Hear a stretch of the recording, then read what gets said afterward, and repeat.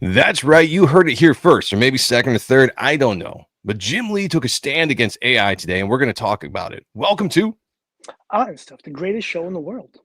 Yeah, we'll talk to you guys in about 2.3 seconds. Peace. I am telling you, it is the definition between an entrepreneur and an employee. The employee goes to the cliff, looks over the cliff, says, is there a balloon down there? Will I be safe? What happens if it hurts? What if I land on my neck? The entrepreneur, they said, we need to jump off the cliff, backs up 10 feet to get a fucking run. This town needs an enema. Fuck. Julio! Where's Commissioner Gordon? Come on, you guys can beat me. You stupid! You don't really think you can leave. Things change. You got me! Who's got you? Everything changed. And anyone who tells you different is just lying. You know who this is? This is Mark motherfucking Sylvester.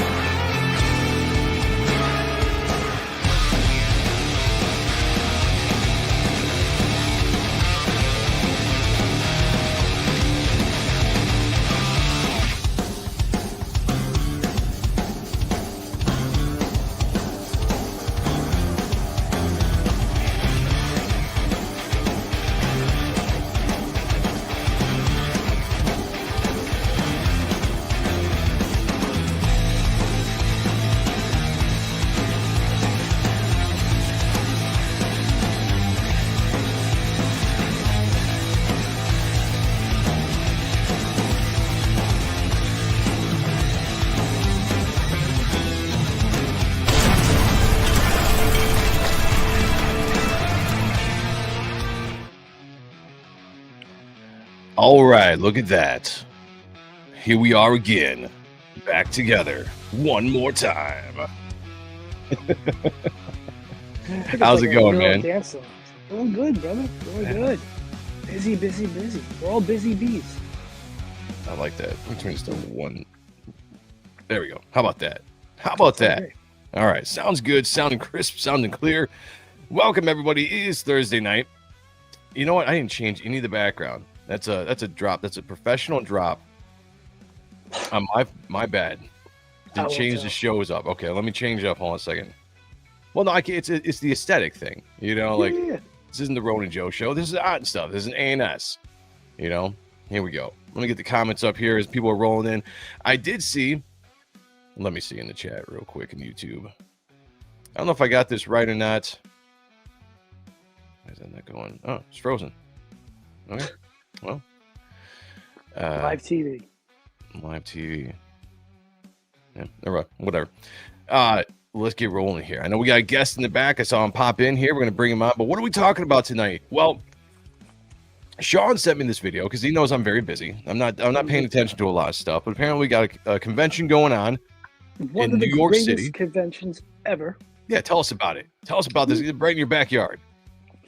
Yeah, kind of, sort of. Where I grew up is my old stomping grounds. New York Comic Con, one of the best. At the Jacob Javits Center. It's the end of the year show, essentially. It's where everybody is just kind of hustling, bustling to get out their last of the last product to be announced. And it's just an awesome show, and I miss it. We're getting some pretty cool announcements. It's actually where Sean and I met. Yeah. Almost 19 years ago. Damn, look at that. Look at that. We still look young. We still look amazing. A little less hair, but a lot less hair. A lot of less hair, but still looking great. Yeah, the New York Comic Con is this weekend. It started. A lot of people are out there. A lot of big names. A lot of pictures coming out. Tom McFarlane, Rob Liefeld, Jim Lee's obviously there, and he did an address for DC Comics, talking about the future, what they got going on DC Comics, and it's really interesting. We're going to EFAP that. We're going to listen to it because he says some interesting things about AI and about some other stuff too. And it was just, I enjoyed it. Sean was like, "Hey, you got to check this out." Mm-hmm. He's like, "We should talk about it." And like, that's what we're going to do tonight. So we also have a guest on. We're all obviously going to look at his stuff later on in the show. But first, let's say hi to the chat. Twisted Dreams, a member of the channel, is in the house. I was just thinking about Twisted Dreams the other day. I was like, I haven't seen him in here in a second. So it's good to see him popping up. Of course, the first members in the chat, get this. What are you doing up Oh my God! I'm sorry! I can't stop coming! I'm sorry! Oh, it feels so good! Oh, you know, it feels so good to have the members in the chat tonight. And of course, you are. You're number one. And you get the trifecta. Because anybody that's been here for a while, people that we deem, top people in the chat. Can't do videos for everybody, but some people have videos. Twisted Dreams was actually the first video I ever made for. Subject's notes. The extraction theory papers. Am I the only one who did the reading? Most likely, always, Mark Penguin coming in at a very close second. I was going to say, I think both these names popped up very quick when I launched this stream or launched the event earlier today. So, Mr. Penguin, a penguin is a bird that cannot fly. I am a man. I have a name. And his name is Mark Penguin. Welcome to the show. We also have a very talented artist in our midst. Very awesome dude. Talented artist. If you guys aren't following him on X, on Instagram, you are missing out. His name is Duck Bacon. You guys give him a shout out. Go follow him. It says, "Hail Joe, hail Sean, hail the chat." Hail to you, man. Good to see you guys. Good to see you. We also have Sammy Sadek in the house. It's an evening, What's up, lads. How you Evening doing, to brother? you. Thank you for joining us. Appreciate it. We also have another member jumping in here, Mr. Sheldon Martin. Pegging isn't new for me, friendo, but it is for Disney. That's true. That is true. I'm 1/4 of the chat. I like that. 114. I like that. Share out this chat. People, let everyone know that we're live. Get them in here. Good discussions. What else are you going to do on a Thursday night is what I have to say. We have the Don. John. The Don in the house. The man himself, the guy who put together a little show we like to call The Studio over there with Duck Bacon, John Epple, a ton of people. I don't want to leave anybody out. People get mad at me, but a lot of people over there. Great show. Saturdays, 7 p.m. I've been advertising it because it's really awesome. This Saturday, John Malin's going to be on. Papa John. Papa John, the coach, is going to be on the studio drawing and shooting the shit with the guys. And then next Saturday, 7 p.m., I make my mighty return to the studio, drawing some Reaper Destroyer, doing whatever we're going to do over there. So check out the next 2 weeks. Very awesome. The Don and the studio. Let's go. Follow him. Wiley J. Draws in the house. Yeah. Howdy, y'all. Howdy to you. How are you? Howdy to you. We also have, the art of C. Shelton. What's up with you? I Good like to see that. you. Thank you for Good hanging to out. see you, man. Good to see you. Says, what's up, Very guys? talented. I feel like a couple of you guys haven't seen in a second. I'm glad you guys are here. Also a member of the channel, Scribe Comics, says shout out at Ronan Joe. Shout out to you, man. Thank you for joining us. shout I out to love me. Hashtag don't forget about Sean. hashtag don't forget about Sean. That's an old one. We still need to make a t-shirt. We will. You know, the new Yeah, we've been year, talking about we're that for doing years. things. We're gonna make merch. We Yeah. we got big plans. Just give Yeah. us time, and you're gonna be really excited for what we got going with our stuff for 2026. Oh, that's a fact. I That's a just pulled fact. that out of my ass, but it's gonna happen. No, I liked it though. You Yeah. just put goals out there and then try to reach them. You know, even if Yeah, you haven't even yeah. talked about them, be like, we are doing this next year. I'm like, all right, it's out there in the ether, so we gotta do it now. I'm gonna get a wig, like a toupee, Oh shit, yeah. like a flat top. Like you remember Kid and Play, Oh yeah. bro, tight. Like high Mhm. high Mhm. flat top. Yeah, Yep. I like Yep. that. The Don's got it right. Don't be a bum, back type 1. That's my guy. Yes, sir. Now, Indiegogo is back up after crashing yesterday. Sons of guns. Yeah, I know it took potential money out of everybody's pocket being down for an entire day or however long it was. So I was kind of annoyed about that. But it is what it is. 11 days to back the Reaper Destroyer Second Chance campaign, everybody. Get it. Get on it. Get on it. Get that ultimate tier. You get all 4 covers. Look, if Yes. you feel like you're going to miss out on the Virgin of Dale Keown art Yes. cover, you save this bet. Save this bet. Yeah. Lock it in. Get it. And then you can flip the other covers on the fucking slide. I love it. I love it. All right, let's do this. Let's bring our guest on. This is a guy I've been talking to. He's got a comic going on right now. communications through Instagram. I don't think we've had him on the show before. I believe this is the first time, but we have been running the show for a while. So sometimes I forget when we have guests on that they haven't been on in a bit. Right. But we're going to bring on our guy right here, Mitch. We're going to talk to him a little bit. He's going to join in on this conversation, this EFAP of Jim Lee. And we're going to take a look at his projects later on. So welcome, Mitch, to the show. How you doing? I'm doing all right, man. How are you guys doing? Nice to meet you. What's going on? What's going on? Not too much today. Just it's kind of all just getting set for the show here tonight. Really, hail to the chat and everything. Yeah, hail. Well, before we get going, why don't you tell us a little bit about yourself, and then I'll pull up this video. But while we are, let's get to know you a little bit. Chat, say hi to Mitch. By the way, if you guys are watching, please hit the like button wherever you're watching. Come over to YouTube, jump in the chat, be part of the show. You guys want to be part of that leaderboard? You know, anybody that's keeping track, the number 1, number 2, number 3. All that matters, if you're number 1, you go on the leaderboard, and at the end of the year, we tally up all the victories, and you guys are going to get something awesome. Right now, Rick Saylor is running away with it at 10. And we'll talk more about that later. But get in here, contribute, talk. Let's go. Mitch, I'm going to throw the floor to you real quick while I bring up this video.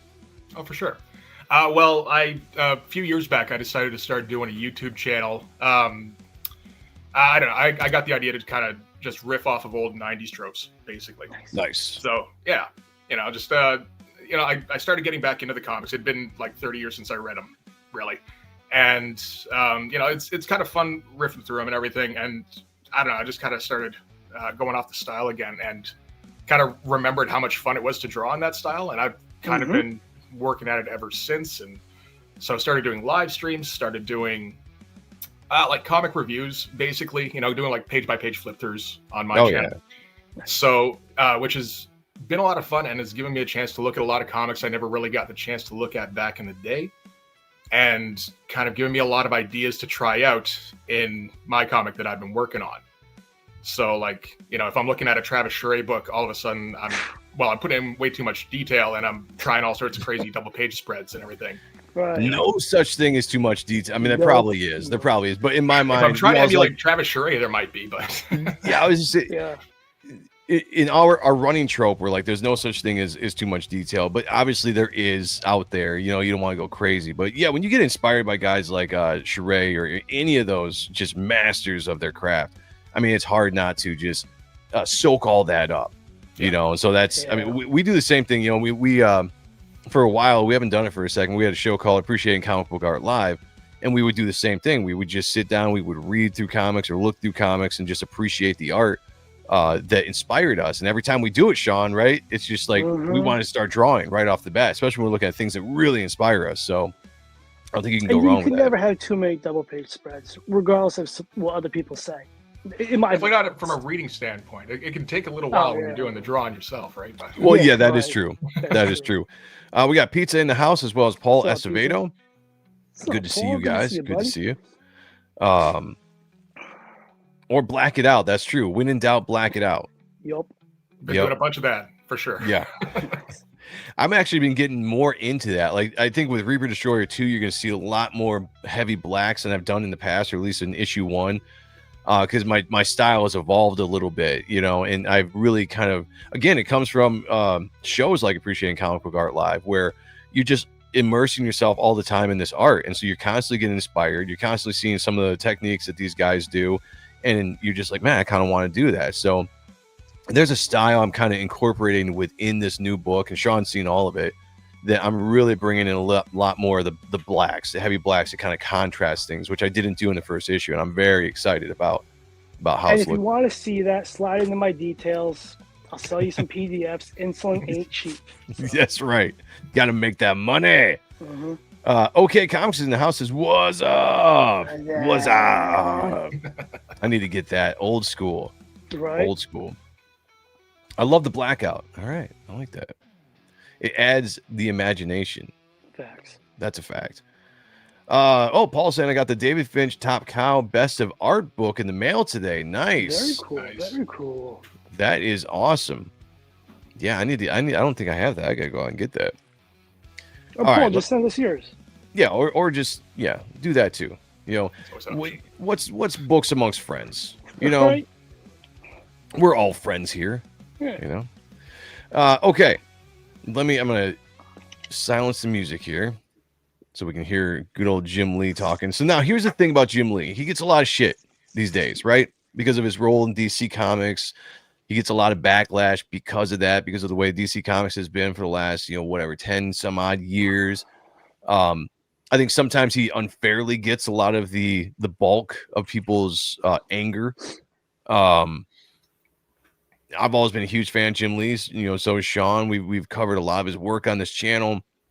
We are both equally kind of disappointed but excited about Hush 2, and just where he's at. But the thing about Jim Lee that I like in this speech is he's going up to represent DC Comics here. He's just giving like, I don't know, State of the Union style address about DC Comics to this crowd that's watching.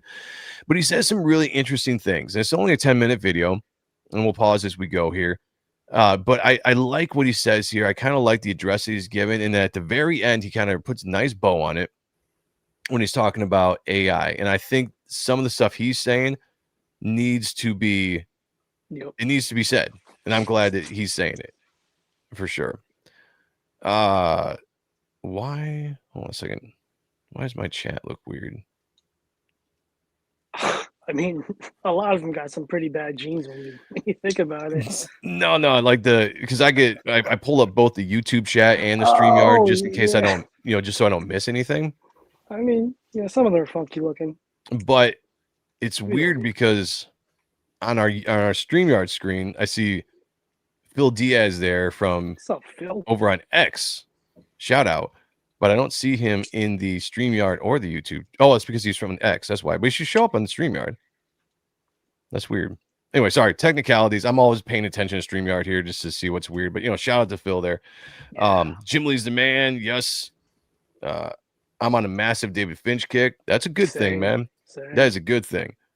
All right. A lot of people are these days. Yeah. Well, especially, Mitch, did you check out the Skin Breaker? I haven't seen it yet. I've got it in the mail. Nice. It's good, man. I still have not got the physical copy because I've not had time to go down to my LCS to get my pull list. It's but inspiring. Yeah. Artistic. Well, he was working on that for like years, right? Like 8 years or so, yeah. 8. Oh, gee, I didn't hear that much. Okay.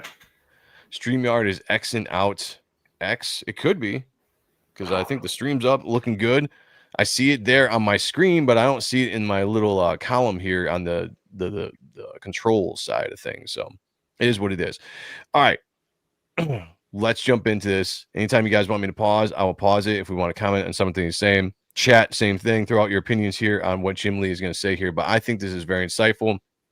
And I think he talks about some pretty good stuff going forward. So let's check this out.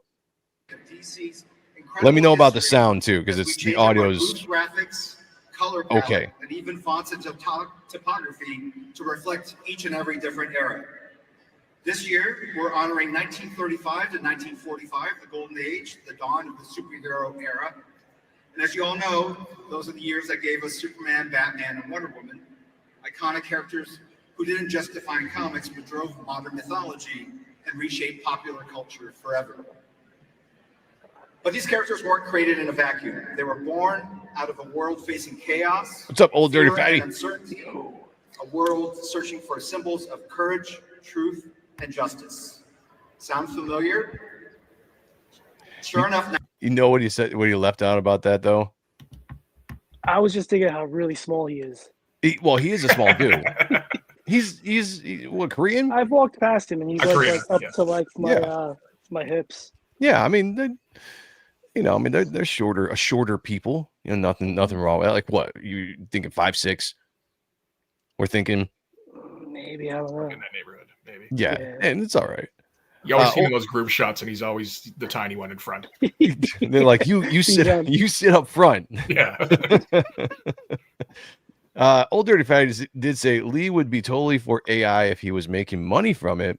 He doesn't have any actual morals. I will disagree with you on that. See, this is the thing that I don't understand too about the people that hate that Jim Lee gets. Can somebody explain why he's just like all the most hated man, it seems like, in comics? I get the whole fair thing. I get some of that stuff, but why does a comment like this make any sense when it comes to doesn't have any morals? Probably because nothing against you, Old Dirty Fatty. I just don't understand it. I got to assume a part of it is that he's taken the role of the corporate figurehead. Yeah. Yeah, that has to be it, because I can't see any other reason why sometimes he gets the hate that he gets. And there's stuff I that will say it's legitimately, sad to see him up on that podium, like just like saying the corporate speak and everything. It's like, man, you should be at a table somewhere. What are you doing? yeah, no, I get that. Yep. What do you think he's hinting at? Hitting on? Okay. I got the Treasury edition of Skin Break. Nice, man. Hell yeah. Very cool. Popularity, that's a good point too. The more popular you get, the And more hated Vegito's you not get. there anymore. So like he's the one that's going to be getting the fucking bats to the That's face. true. You know? Yeah, they got rid of the Dio, and it's just Jim Lee now. I think a lot of people blame him for some of the stuff that's going on at DC. I've said this before. I don't think Jim Lee has the role that people think he does. I think he has a name, like a title, to keep him happy, to give him money, to keep him at DC, so he doesn't go to places, like Marvel or whatever. But I don't think he's really in a lot of these decisions as much as people think he is. I mean, I've even heard Ethan talk about it, that when he was in meetings before, that Jim Lee wasn't really the guy. He was in those meetings, but he wasn't really the guy making decisions. Shot caller. Yeah. So I have some inside info from back in the day. Not a good guy. If you're talking about the affair, spill the beans. Yeah, I mean, if you're talking about the affair, shit happens. Yeah. I mean, like, never heard about that until recently. yeah, it's something that some people have known about for forever. It has just come out for other people, discovering about it. But I mean, I look at stuff like that. I'm like, shit, man. You know how many times I've cheated on my significant others in my life, going back to when I was, in my 20s. Like, shit happens. I'm not gonna be like, oh, that's the reason why he has no morals. You'd have to come up with something a lot different, to really like hammer this dude into the ground. Like, this dude is just the worst guy ever. You got to present something other than that. I'm sorry. If that's all, like they're still together, right? Yeah. So, I mean, like, that kind of lessens it, doesn't it? I mean, it's like, yeah, you don't condone it. I don't condone the stuff I did in the past either. That shit that, but it stuff that happens, and that woman he's still with, they're together, they're married, they have kids. I don't know if that makes it any better, but still, I don't think holding on to something like that, to me, is something where I'm like, let's judge him on everything else that he does. I don't know. I just don't get it. Okay, Comics said it was very disappointing, even heartbreaking, to realize that he was not so much into creating or creators' rights, and was willing to sell his character for DC just to phase them out. Now, here's the thing. Also on that, just as we pause this, these are great questions, guys. Great comments in the chat. I love this. Good topics. Are you holding against him the fact that he sold Wildstorm to DC Comics? Now, I've been very vocal on the fact that I didn't like that. I don't like the fact that those characters are essentially gone. But when you understand Jim Lee, you know that he's a businessman. He was a lot different than Liefeld, Silvestri, and McFarlane, who were guys that were building companies, building catalogs, and were creating. He's always been a little bit different. He saw numbers going down. He had an opportunity to sell the projects or sell his companies and put himself in a better position going forward as a businessman. And as business goes, I don't fault him for that at all. Now, it sucks that he didn't really love the characters that he created at Wildstorm. But all right, is that something to really shit on him about? I don't know. Sean, Mitch? I think he took care of some of his people too, for a good while. Oh, absolutely. When it came to that, so like, shout out to him for doing that. What are you gonna do? Yeah, I mean, I never got the impression that he was particularly attached to his creations. Anyway, like, you look at any of those original Image guys, apart from like Eric Larson, and most of them, like, they drew for like somewhere between 10, 25 issues, and then they handed them off to somebody else. If they were really that into the creations, maybe they would have stuck around. So I always got the impression they looked at them more as assets anyway. Good call. Yeah. No, I get it. I'm trying to understand where everyone's coming from, and good comments. There's no argument for me between what anybody feels about the guy. Some things I don't understand why people have the vitriol towards the dude. And so this is helping me understand. Duck Bacon says nothing worse than morally superior. Ooh. My Has bad. Jim Lee ever tried to come across that way? I don't think. That's what I was just going to say. Like, when is he? Oh. But when has he come across? Like, you have to give me examples, Duck Bacon, because that's what I'm saying. Like, it's easy to say things and just put it out there. I need examples of why you have that opinion, because that's what I don't understand. It's people saying stuff like that, or or what Old Dirty Fatty has said. And I get it. That could be completely legitimate, but I need to understand what gave you that opinion. What are you specifically talking about that makes you think that he's morally superior? When I look at a guy like Jim Lee, a guy that's been the top name in the industry since he ascended, sure, he might be cocky, a businessman. Maybe he's a shrewd businessman. Maybe he does things that we don't agree with or we didn't like along the way. But what makes him such a big villain in people's minds now? Like, where you just bring up his name, or when we were trying to promote Hush 2 because we were really excited about it, there were so many people, remember, Sean, that were in the chat, were just like dogging on Jim Lee. Yeah. Just because. And nobody ever gives legitimate facts and reasons. That's all I want to say. I think a lot of it does come down to that figurehead aspect, where whatever beef they have with DC, he's the public face, so they associate it with him as him having some kind of say in it. Right. And see, that makes a lot more sense, Mitch. That would make more sense to me, that you're holding him responsible for the DC stuff, and I could get that. Okay, Comics says it was his right to do it, but I don't have to like it. Facts. Exactly. Yeah. I 100% agree with that. Yep. It's like if you create something, it's your stuff. If somebody comes to you and says, "Hey, I want to give you some odd $1 million to buy your company, and by the way, I want to bring you into my company and elevate you into a status where you're going to get a money per year for the next how many ever years," are you going to tell me you're going to turn that down because of some kind of weird principles that you're holding? Hell no. You can theoretically make changes to policy and everything, and a creator input. I think people looked at Image Comics and everybody thought that they were all on the same page with exactly the same goals, and they weren't. There were 7 individual people with different ideas of what they were trying to do. Jim Lee has come out many times and said he never really wanted to be the head of a company. He that was not really his desire. He took it because it was a great opportunity, and it was. He made lots of money with Image Comics, but when the opportunity came to kind of get out of that and get back to what he liked doing, which was kind of just doing drawing, he took it and he sold it. He made tons of money, took care of a lot of people in the process, So I get it, I guess. I just thought it was sad that DC did not use his characters after they're being told, or after they're being told to them, sold to them. Yeah. No, I mean, that does suck. Yeah. That I'm 100% with you on that. Oh, I'm not talking about Jim Lee. Oh, talking about me. Oh, talking about Sean. Yeah. I get okay. It. Yeah. Okay. I'll take it. Well, that sucks. I kind of don't care who he sleeps with. It was something else that I was sworn to not repeat for some old school pros. But here's the thing, Old Dirty Fatty. Why bring it up then? Yeah. Like, if you're not going to talk about it, why bring that up? Because now all I can do is just sit here and speculate, and it still doesn't get me any closer to understanding why there is like the vitriol or hate, So, I get it. You keep your sworn, word there, but it doesn't make any sense to bring that up now in the chat where we can't really talk about it. All right, let's go on. 90 years later, they're still here, still relevant, still inspiring.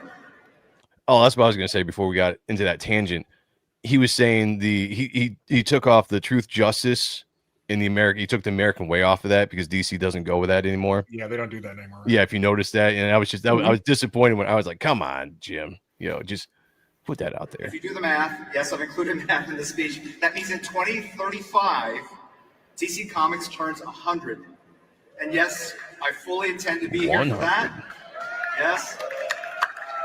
Hopefully, still drawing. You say 2035 they turn 100? Yep. Yeah. And he's what, 60?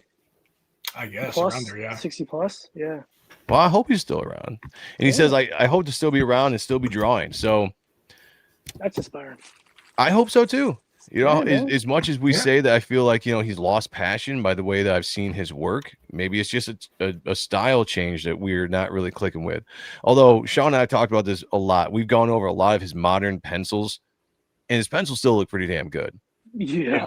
I think some of the errors I do believe are in the inks.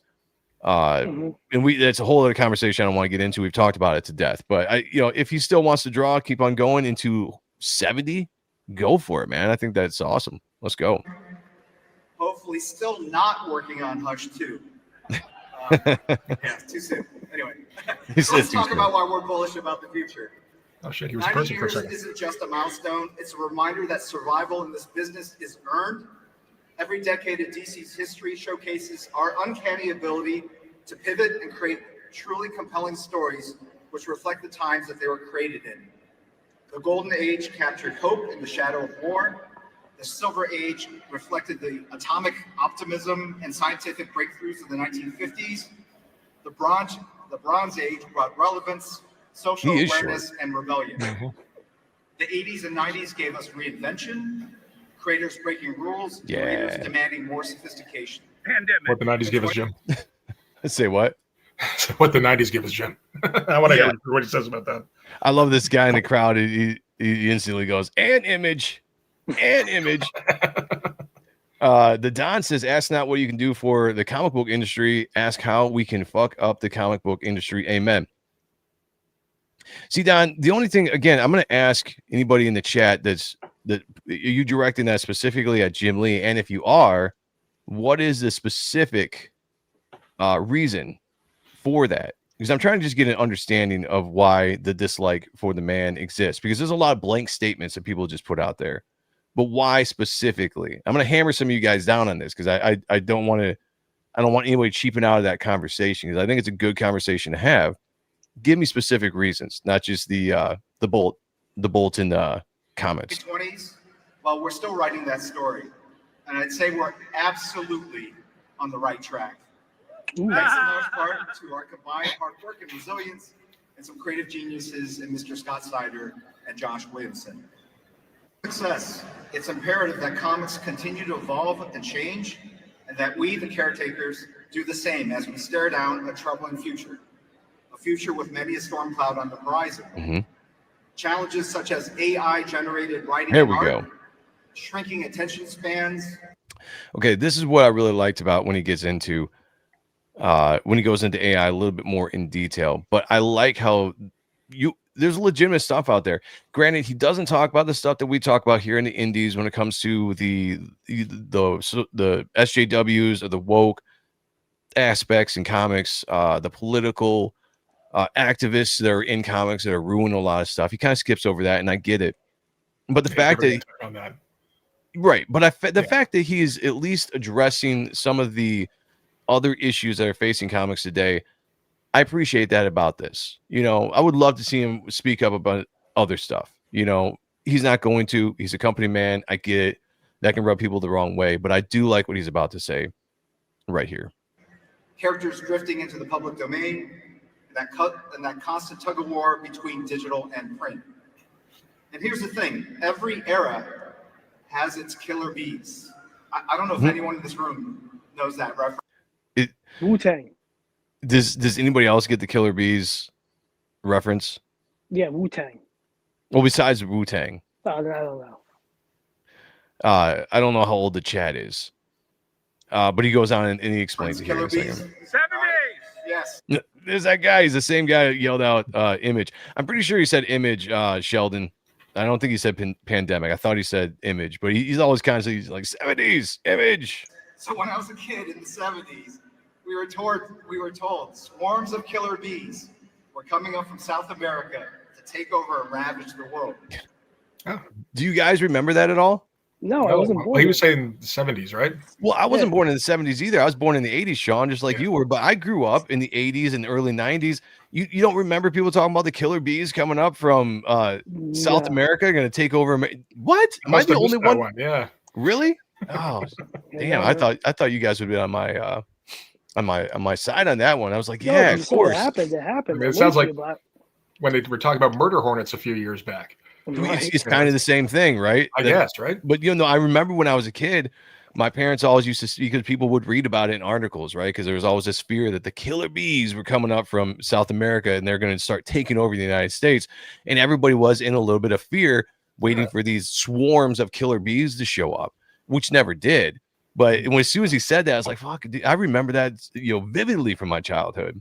Nah, can't I believe I'm don't the have to only worry one. about lunatics from the Bronx. Like No. bees, Well, nah, that's like fucking true. Diego from down the Only block. Killer Bees I remember was in the WWF, man. What about you, chat? Anybody in there? If you're in your late 30s, early 40s, late 40s, you guys remember the Killer Bees? Because I do. I can't be the only one. Can't be the only one. Okay, Duck Bacon said he remembers. All right, good. Paul said I was born in the 19s. Okay, so you have to remember them.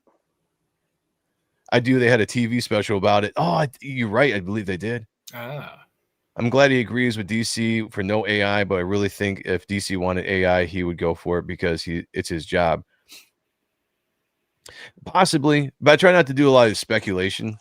They probably try to get somebody else to say it. But. Right. And I try not to think for what other people think. One thing I hate is just sitting here and saying like, oh, I bet they would do this because of this. You have no evidence for it. Right. And so it's just my opinion. I don't like doing that.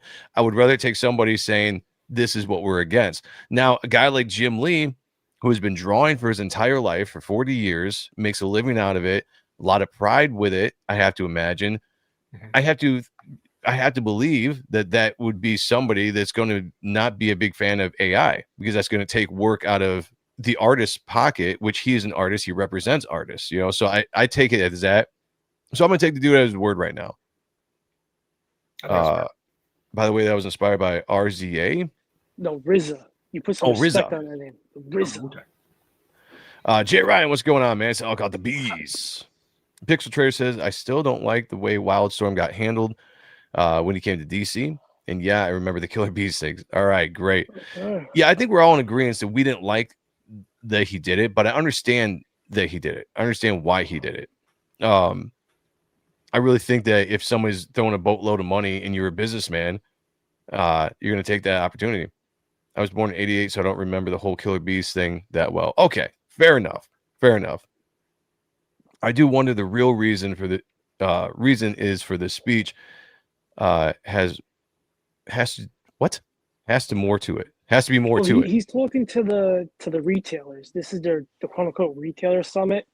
So he's ensuring them that they're not getting artificially generated crap that they're selling to their customers that's going to keep the lights on in their houses. Yeah, I probably should have said that up front. And articles were saying how DC's taking some shit about potentially AI influenced covers, right? Yes. Yeah. So this is probably a kind of a declaration that no, we're not going to do this going forward. Because there was, right? There was an AI cover that was produced or something. There was backlash, and then they ended up pulling it off. Yeah. Pulling it off the shelves, and they made a declaration at that point. So you're right, Mitch. I think this is just them reiterating the fact, because you're right. Look, business is business. Whatever's good for business is good for business. I'll never fault anybody for that. If you run a business, you understand that. If they think that the public sentiment was positive on the AI and they could make money out of it, sure. I think that go that direction. But you have to test the waters. You have to see what your crowd is. If your crowd is like, we don't want AI in our comics, we're pushing back. If you put any of that junk out there, we're not buying your stuff. So normally, you're going to come out and be like, you're right, because you're our customer base. So if you're not, we need to do stuff that is going to make you guys happy. And I get that it's a foreign concept with all that we've seen in the mainstream comics up to this point when it comes to stories and how they change characters and all that kind of stuff. But in something like this, I think this is bigger than the political backlash. AI is just, I talked about it last night on the Ronan Joe show. AI is something completely different right now. And there's a lot of people that are very, very against it. And so I like the fact that they're taking a stance, even if it is just for business reasons. In Search of Leonard Nimoy was the TV show I just looked up. Nice. Okay, cool. I only think that because of the LGBTQ plus stuff that comes in under him. Yeah, but again, I don't think Jim Lee was the guy making all those decisions. I don't think he has as much power as we think he had. Editor-in-chief or all that kind of stuff. I think they did stuff to keep him there so they didn't lose the name Jim Lee and then the name recognition to another company. I don't know, and I could be wrong, but from people I've talked to that were there at DC and saw him operate, I don't know if he was like this guy making these big sweeping decisions. I don't think that's ever been Jim Lee. Could be wrong, but yeah. So he gets the the pushback for that because he's a big name and he's there when it happens. I get it. I won't argue with that so much, but Yeah, I don't he's know if Wendy that's from Wendy's. He's just right. selling fries, Exactly. you know? Yeah, She's not there chopping up the fucking fries and making the milkshakes. Like he's yeah. a They big prop him up there figurehead. because it's Jim Lee, but there's people back behind the scenes making decisions on all this stuff, and they're like, sign off on it or be our figurehead. And he's like, oh, you're giving me so many millions of dollars a year? Okay, I can do that. I there's a part of me that's like, I don't fault him for that. I really don't. I cannot like some of the stuff, but I'm not going to fault. Shout out to Kayla is here. Good to see you. Black Spiders as well. How you doing? All right. Let's continue on with this. Getting into the nitty gritty. Obviously didn't happen, but it's something I spent a lot of sleepless nights on. And then we were told Japan's booming miracle economy would overwhelm and crush all their rivals. That too did not happen. Then it was Y2K, then NFTs, and now it's AI. History has a way of humbling predictions. The future rarely turns out the way the headlines warn us it will. But let me make one prediction I know I can stand by today. DC Comics will not support AI-generated storytelling or art. I love it. It's just a clear statement out there. And apparently the people in the crowd like that too, because AI is a dangerous thing that's going to take away jobs. And again, it cheapens the process of comic book creation. I can't say that enough. It cheapens the process when it's not art made by hands from a human person. And I think even the corporation of DC Comics, with all its fault, gets that. What do you think, Sean? Yeah, I'm with you. He's about to go in about the craft of it, the hours you put into it, the mistakes, the growth, the time, the love. So like, I think this part of the speech is really inspiring when I heard it and then read the breakdown of it too. Like, so I'm with it, man. Like, I've seen Terminator. I know how this is going, but you know what? They're going to help us out so we don't get there just as of yet. Yeah. What do you think, Mitch? Yeah, it's just kind of, it's nice to hear him take a stand like this, where he's sometimes you get the impression that Jim Lee, like, it's not that he doesn't care about comics or readers or anything like that, but maybe he doesn't care quite as much as we do, or as much as we would like him to. Yeah. So it's nice to see him go hard in a particular direction like this. Usually he's very safe. So, and I mean, this is a particularly safe. This is kind of a safe stance, but it's still something that's going to inflame some people, and that's generally not something you see Jim Lee do. And it's nice to see him do it.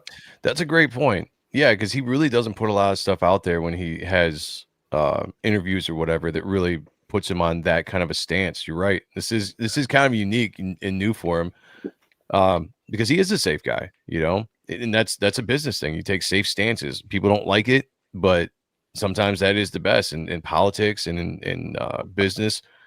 It is what it is. Well, you think about all the kind of controversies that like Liefeld or McFarlane or Larson have been involved in. You never see Jim Lee in anything like that. Yeah. Yep. No, that's true. Sheldon Martin says, but the speculation too is that he doesn't actually have the power. No, you're right. It is speculation. I've had conversations with people that were in meetings with Jim Lee and just how they described Jim Lee sitting, sketching, not paying attention to what was being talked about, and other people were doing the planning. So that's just where I get that opinion from. But again, you're right. I don't have any inside information. So it is also speculation. Okay, Comic says, I have the feeling that after the debacle that was the new 52, they keep him as a figurehead with a very little decision power. But wasn't most of that DiDio? I thought so. I thought, the new 52, when DiDio was there, I fully believe that DiDio was making the majority of the decisions. I could be wrong on that, but I think a lot of that stuff was under Dan. Problem with AI that I think most people don't want to admit is that it's built entirely on regurgitation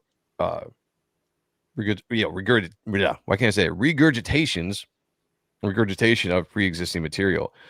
Yeah, that's always been the big argument. Sammy, I'm right there with you. I railed against AI when it first became a big, was really kind of popping up over a couple years ago, and I was like, this is, AI doesn't make anything. It copies and then gives you bastardized versions of something that's real, that came from a real source, If we don't aim for something real, we don't push forward for something that's human made that's going to make things worse going forward in the future. That's going to make, dude, speaking my language. Love it. There's a difference between business and killing everything that represents human creativity. Dude, get out of my head. Get out of my head. I'm telling you. You got to look up whatever that name is against. Miyazaki. He's a guy behind, I don't remember the name of the studio, Ghibli studio. Mm-hmm. And okay. I remember seeing a clip where he was talking to a bunch of AI artists and just like saying how basically they were, I don't know, like what they were doing was creating a monstrosity. Okay. And they were like trying to impress him with like, look, we're creating cartoons like you do, and he's just like, you guys make me so sad. Yeah, I love it. See, anybody that dabbles in the real creation of art, no matter what that is across the board, is going to have a pushback on AI, right? Some corporations, like I had an article or just a post that somebody put on X yesterday when I was on the Ronan Joe show. Blumhouse, the dude is, and he was talking about how Hollywood should embrace AI. And I'm just like, so those are people I don't have any respect for.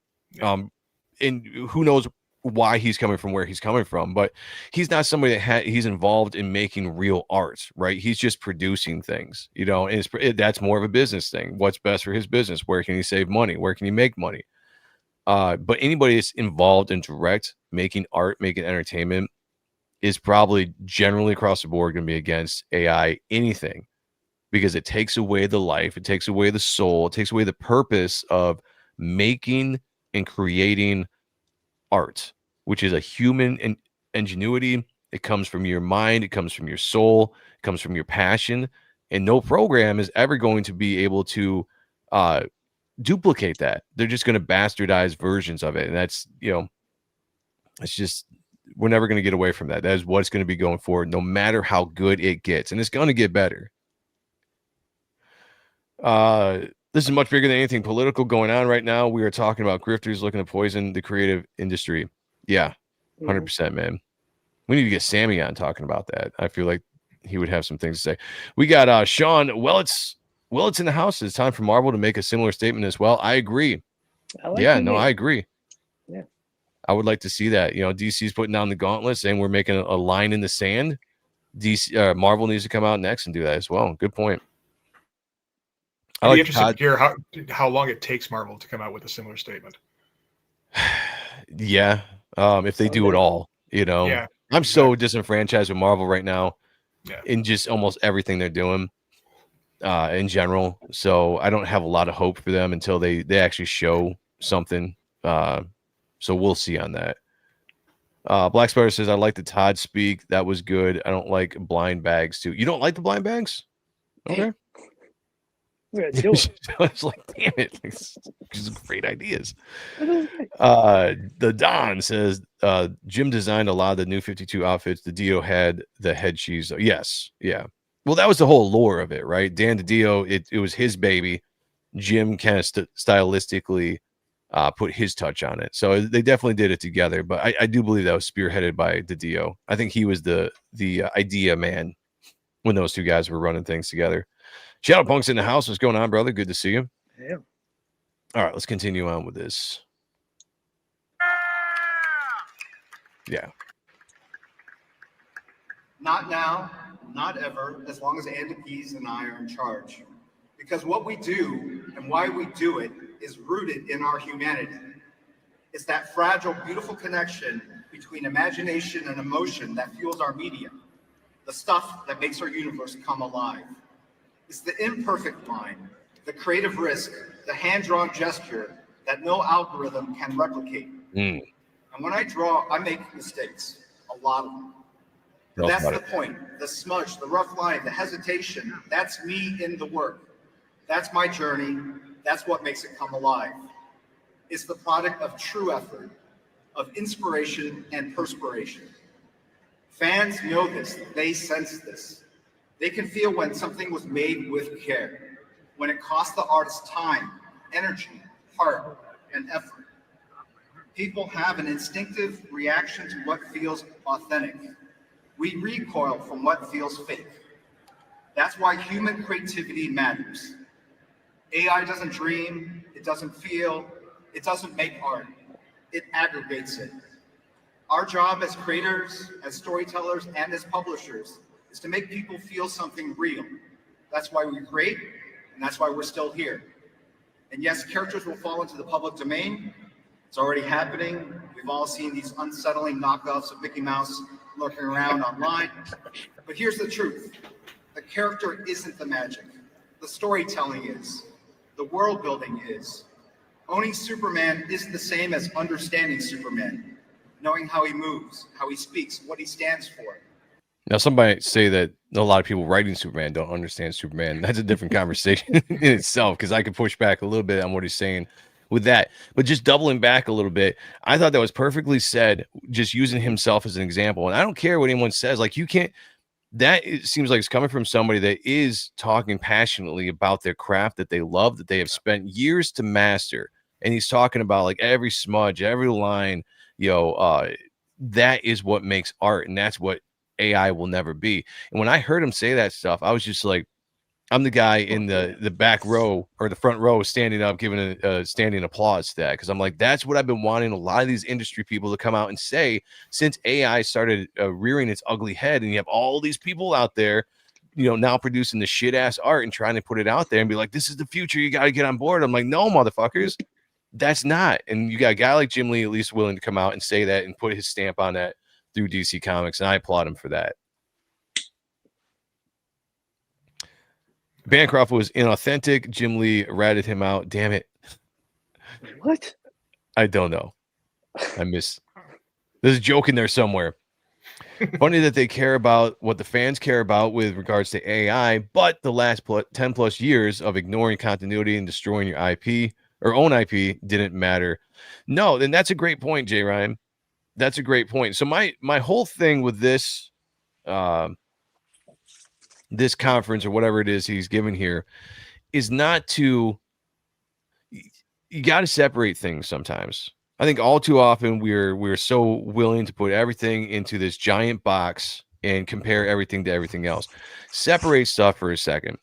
You can, two things can be right at the same time, right? You can be upset about the last 10 years of ignoring continuity, destroying their IPs, letting in the social justice warriors, turning characters gay, doing all the stuff that we talk about on a regular basis that we don't like. At the same time, you can sit here and say what he's saying here is absolutely 100% the truth and should be something that should be applauded. So it's the two things can be right at the same time. Just because you agree with what he's saying here or like the fact that he's giving this speech doesn't mean now that you endorse everything that's happened in DC or all the stuff that you don't like that he's done in his entire career. That's just the way I look at it. So you got to separate some things sometimes. Superman does not get renamed in the reamed in the bunghole ever. Yeah, that's a fact. A better example would be, look at how bread is made. Yeah, I missed some of your I missed some of your stuff, Sam. I don't have to go back and read some of your comments because I think you got a good thread going there. All because X kicked Bancroft out for being inauthentic. Okay, I get you. There you go. See, I knew there was a joke in there somewhere. Chances are it's probably going to taste like sand despite how good it looks. Yeah, absolutely. Both are equal parts of the craft and creative process. To a point, I agree with you on that, Jay Ryan. But there is a different, you're an artist. There's a different process when you are talking about the actual physical creation of art that has nothing to do with the characters or the story themselves, right? And we can sit here and talk about how the characters and stories have been bastardized over the years and they've been abused by people. And Jim Lee's a part of that. I'm not absolving him from that.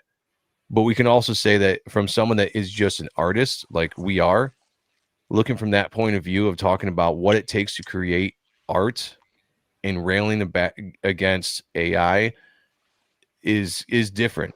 They have to be separated. You can't look at them the same. You can judge them both, on their own assets, but this particular thing is about the creation of art, not what DC has done or what they've done with their characters over the last 10 years. Am I off on that? You guys agree, disagree? I'd love your opinions on it. Yeah, I concur. All right. And I appreciate the chat. You guys are awesome tonight. Love the comments, love the thoughts out there. And we don't have to agree on everything, and that's what makes it great, but I love it. Jay Ryan, Sammy, Old Dirty Fatty, Duck Bacon. You guys have put a lot of good stuff in the chat tonight. Let's see. Oh, we do have a $5 super chat from John. Haven't seen you in a second, man. Hope you are doing well.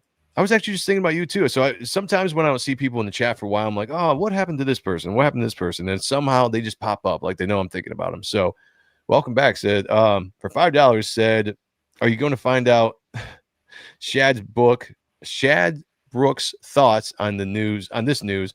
He'll be disappointed he can't work for DC.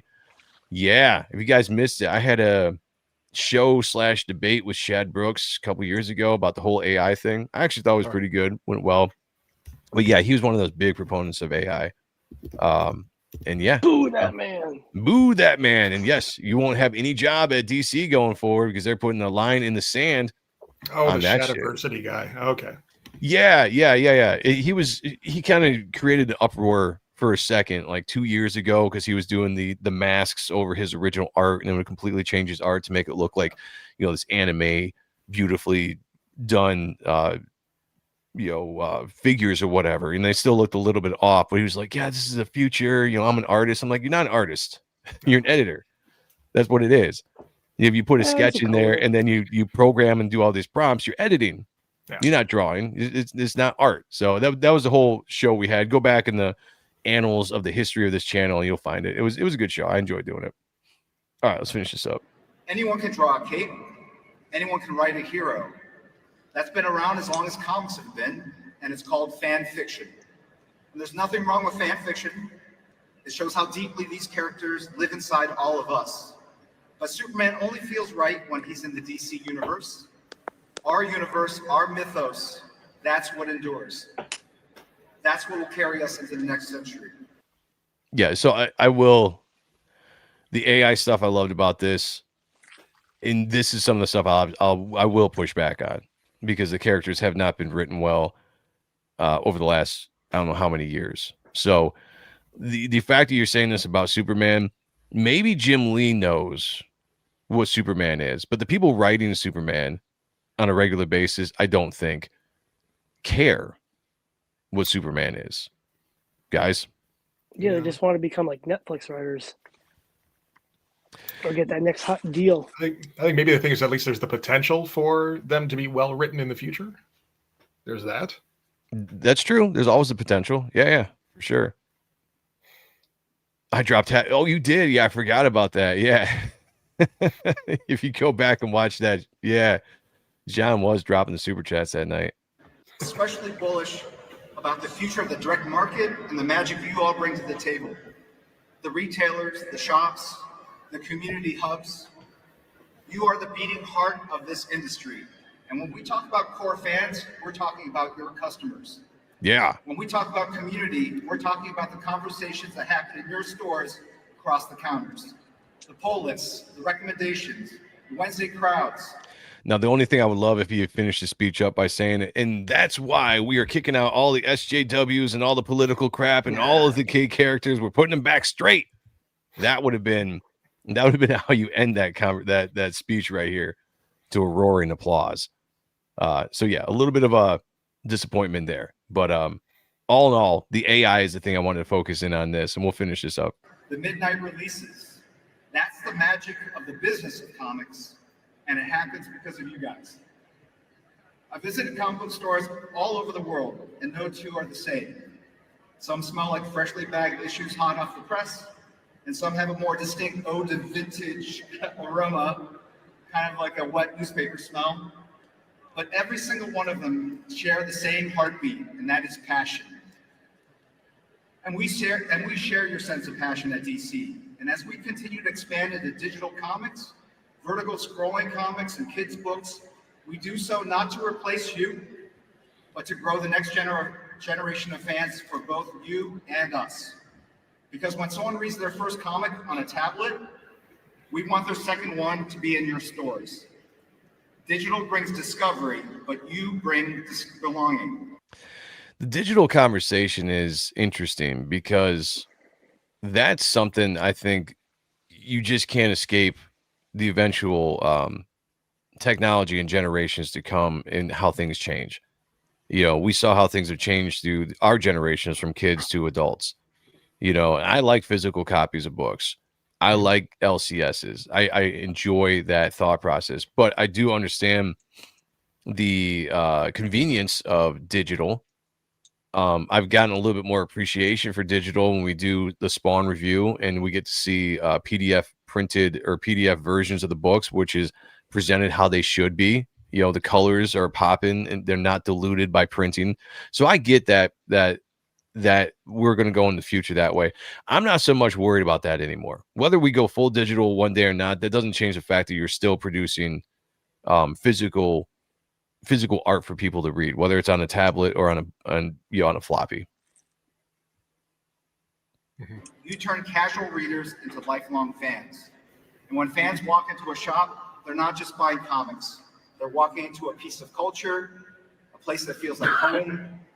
You are the real world Batcaves, the fortresses of solitude, the watchtowers, where the next generation of heroes discover who they are.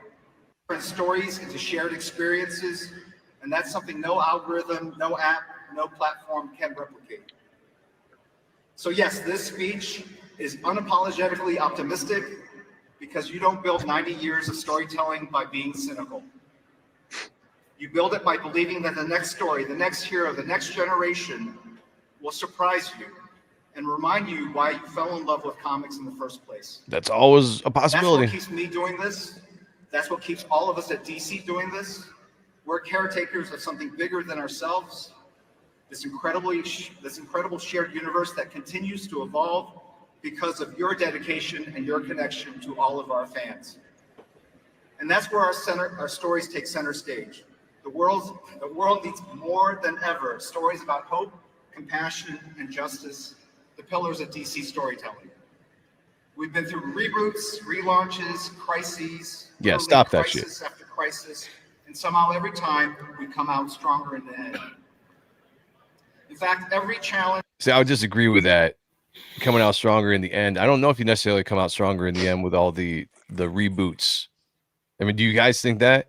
No, they keep redoing it. No. Yeah. No, I think you're just kind of tapering off your audience a little bit every time you do that.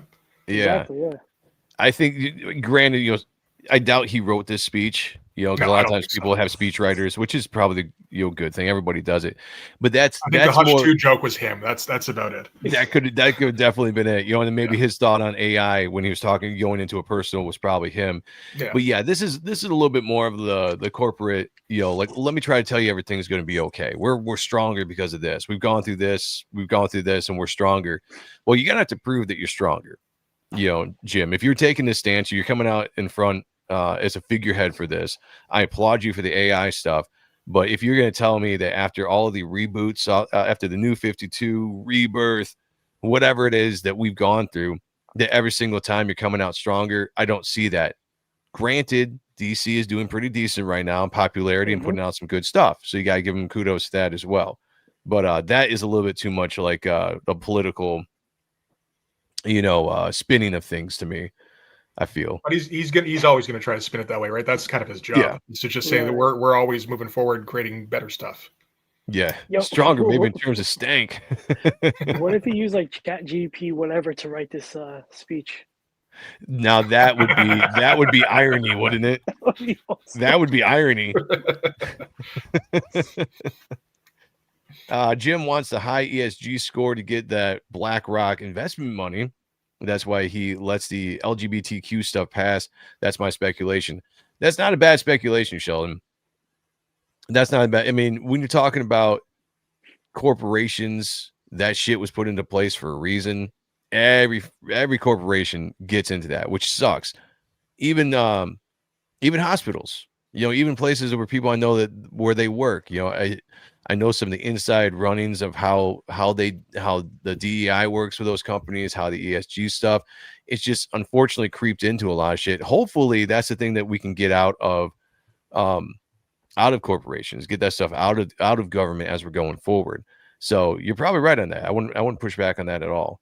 Unfortunately, that is just the world we live in right now. Every disruption is an opportunity to reimagine what we do and how we connect. By 2035, I don't want to just be celebrating DC's 100th year. I want us to look back and say that these next 10 years ahead of us were when we built the foundation for the next 100. Because that foundation, the direct market, the fans, the stories, is still solid, still rock solid, still really sound, still really rock solid. So here's to the next decade. Here's to DC at 100. Here's to killer bees that never arrived. And to you, the comic book shops, the first home for every hero. Thank you for keeping comics alive.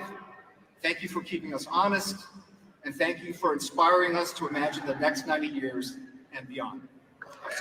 So I mean, it was a very altogether. The speech was it was a very political speech, right? I mean, that's what it reminded me of. Yeah. Nothing wrong with it. He's a businessman. That's what they do. I just like, if we zero down to the AI stuff specifically, I enjoyed what they said about AI. I like the fact that after you see things in Hollywood or people coming out and saying we need to embrace AI, we got whatever, that at least DC Comics through Jim Lee is putting a line in the sand saying that we aren't dabbling in that shit. We're not bringing AI into comics, and that's great. I love that, and I applaud them for that. Everything else we can tear apart. We can shit on, we can call them out for exactly what they've done, and we cannot be happy about it. I'm there with you guys 100% on your side. But when it comes to this conversation specifically about the AI, I got to give them their kudos. Two things can be right at the same time. And I have to give them, like, that was a good speech. I like how he went into it, and they put a line in the sand. I mean, what do you guys take out of that entire speech? And by the way, shout out to Michael Pritchard. Shoot, Mitch. Well, I was going to say, I mean, really the AI thing is the only thing in there that sounded like anything other than just your average press release. Yep. Everything else just it could have been, you know, you could have had all that on like just copy paste. Yeah. Oh yeah. So that's really the only stuff you really got to take away. And I think they did all right there. I think there was more good than bad in what he was saying. Yeah, no, I agree. 100% I agree. Like I could have really just focused on the AI part, but I wanted to show everybody the whole 10-minute speech just for everything he said in context. But yeah, you know, it's funny because by the way, shout out to Christopher Bouchard in the house. Who is it that said, they asked, was it Duck Bacon?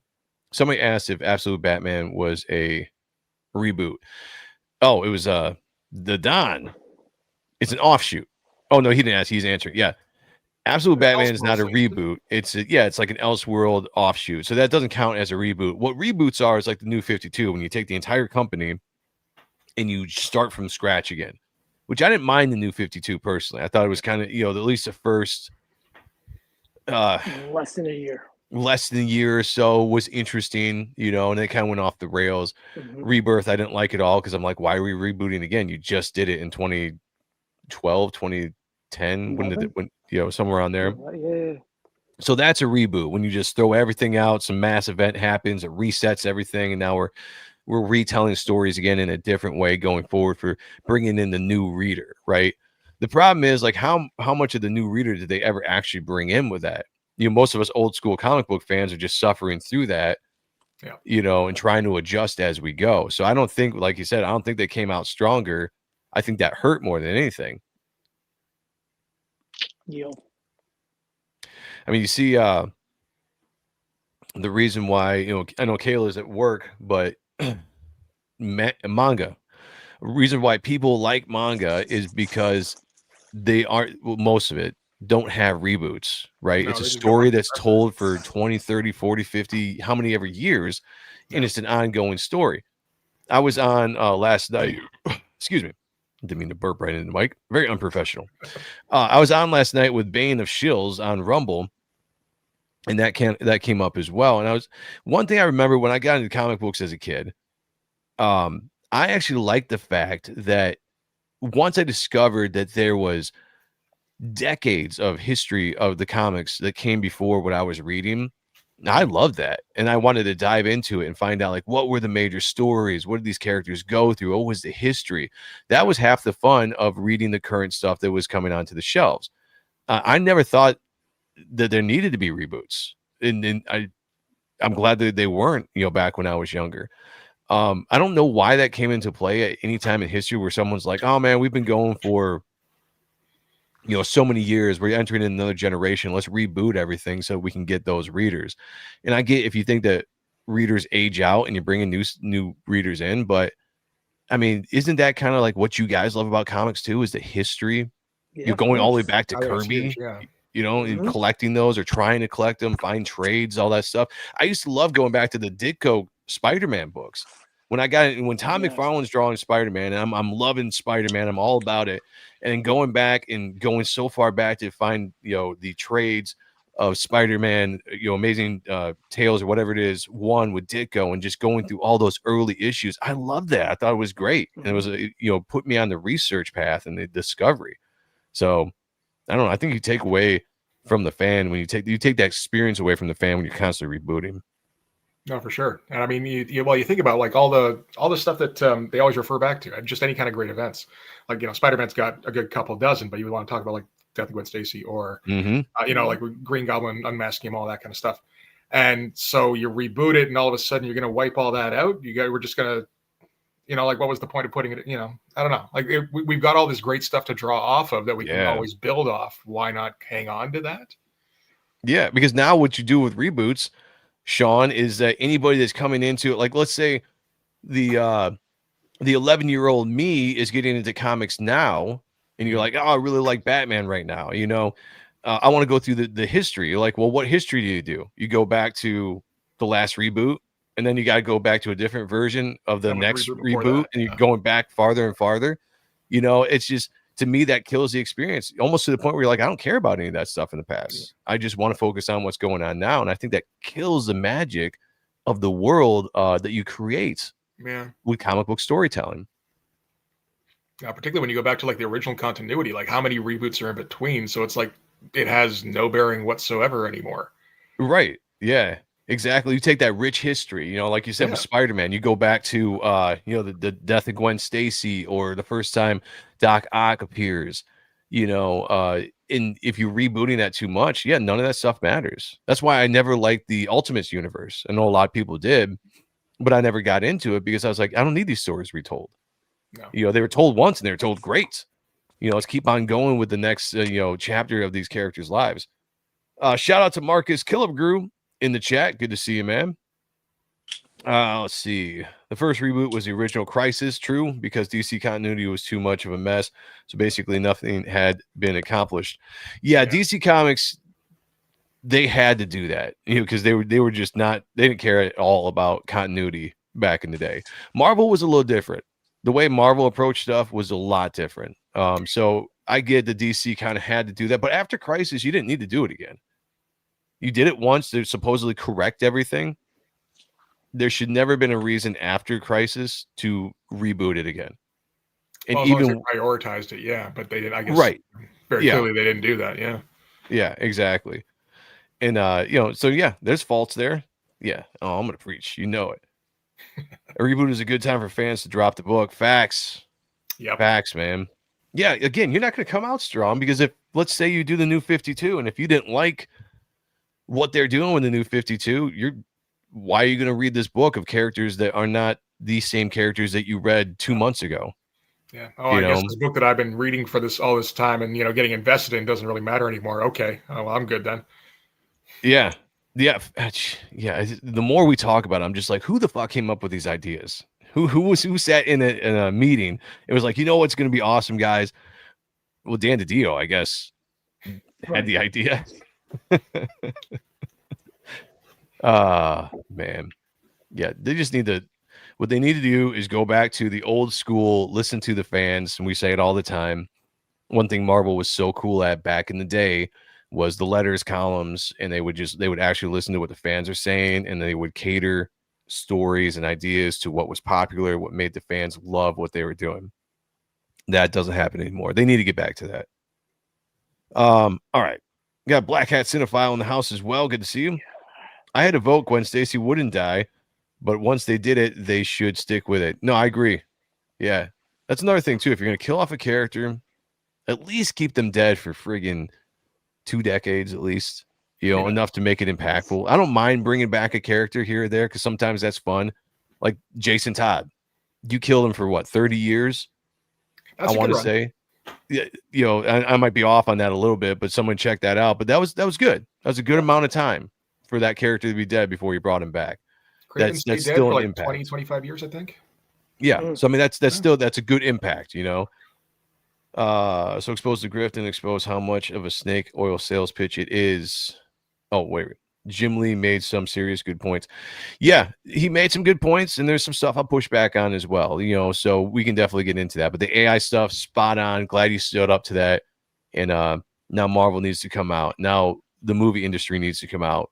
Music industry needs to come out. Everybody needs to come out and push back on this stuff before it gets too big, too fast, and embraced. That's just you got to do it. And that's the last thing I'll say about it. I like having it both ways.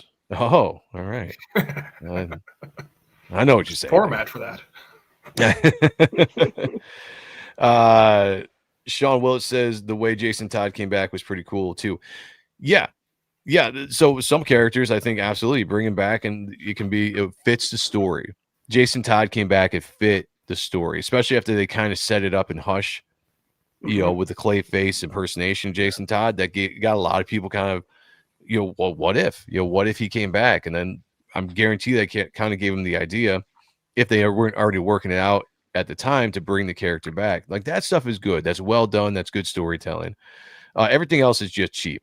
I mean, how many times has Marvel killed characters lately over the last 20 years to only bring him back like a year later or something? How many times has Wolverine died? I swear Wolverine's died like, or Jean Grey. Like, it's not impactful anymore. No. When we were growing up in the 90s and Superman died, I thought he was dead. I cried. And they kept it for a good year before bringing the character back. Now, granted, that was only a year, but that was a good solid build up to his death, and then a good solid build up to his return. That was good storytelling. Like, I missed that shit.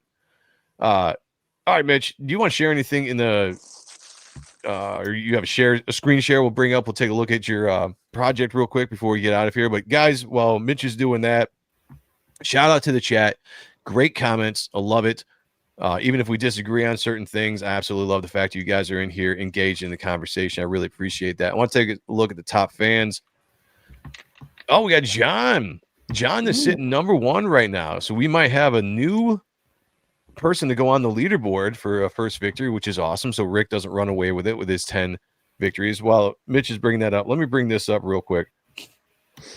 So if you guys are new in the chat and you want to see what we're doing here on the Ronan Joe channel, we have this thing called the leaderboard. And what the leaderboard is this. Anytime my computer wants to cooperate. Okay, there. The leaderboard is this. So YouTube does this fun thing. If you notice up in the chat, you can go up to top fans. There's numbers by certain people's names in here with crowns or whatever, and this keeps track of the top contributors in the chat. Whether that's super chats, whether it's comments, whatever, however they keep track of it, they do. What we like to do is whoever ends with number 1 on their name at the end of the show goes on the leaderboard.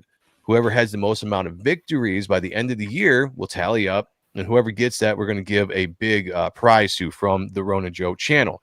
Now, I know what I'm going to be giving to the top guy. Yeah, Rick's got a big lead. Like, if you guys want to win this and you want to win it, I'm telling you, you guys are going to want to win this, because at the end of the year, I'm going to be asking all the co-hosts that are on the show to put something in. I'm not going to twist their arms. They don't have to do it if they don't want to, but just alone what I'm going to give is worth it enough. And then if anybody else throws in, I think it's going to be a very, very awesome prize for just doing nothing but being the top contributor in the chats, coming in here, talking, hanging out, having a good time. It's not even about sending super chats. Rick won last night without selling. Well, I'll take the super chats. But Rick won last night without sending a single super chat because it's comments in here. It's just being a part of the chat, talking to each other, talking to us. And that's what I love to see. And that's why I like that YouTube did this and gave us a chance to kind of interact with you guys in a different way. So be a part of the leaderboard. John right now, number 1, looks like he's going for his first victory. I love it. Excuse me. No, that is not what Yes. we're doing. Yes. Well, it depends on how big of a super chat you said. Yeah. Because anything can be bought. I'm a businessman. Yeah. You know, anything can be bought. Call me Jolie. You know what I'm saying? All right, Mitch, what do you got? Do you share anything? All right, so I'm just trying to figure out how the screen share works. Is the one bit I didn't know beforehand here. Oh yeah, so if you go Is that down it here? to go down to screen share and then There we just go. select share your screen, and then I can bring that up. Then you have full control, and we can see what you got going on. All right. Let me see here. I'll select a tab, window. There we go. We can do that. All right. Right. So, all right. Before I bring this up, Sheldon Martin asks how many Ronan Joe shows are left in 2025. Well, it's any show that we do here. Any show, whether it's a Spawn review, Ahrent stuff, Ronan Joe, whatever. We still keep track of everybody, so you can win on any show that we do. So, for how many weeks are left in the rest of the year? Plenty of time to catch up to Rick. I'm telling you, plenty of time. He's only got 10 victories. You guys could come in here for the next 2 weeks, and somebody could dominate and catch up to him real quick. And that's what I want to see. I want to see some competition, because I don't want to roll into the last week of 2025 and it's a foregone conclusion that Rick is going to win, because that takes the excitement out of this race. So yes, Sheldon, I'm looking at you. I'm looking at John. I'm looking at Christopher Bouchard, Twisted Dreams, all of our regulars in here. Get in here and just comment. Constantly be in the chat. Doesn't have to be about super chats, but just be in there and let's do it. All right, Mitch, the floor is yours. What are we looking at? all right. So, already got it there. Great stuff. Okay, so my Kickstarter that's coming up at the end of the month, we're going to be launching on October 30th for Blood Force #1. And Blood Force is a satiric love letter to 90s comics. So trying for that 90s style, like the 91, 92, 93, around there. But also kind of acknowledging that there was some goofy shit in those comics. And we you can just kind of have some fun with that. It's very absurd. I've sometimes billed it as extreme comics, only if they were dumber. So, so this is the vanilla cover here. I got 4 covers on the first issue. Let me see if I can find some of the other ones here. Oh, okay. See, now I'm trying to navigate. No, you're good. Okay, there we go. Does that work? That does work. Awesome. Yeah, there we go. That's one of the variants there.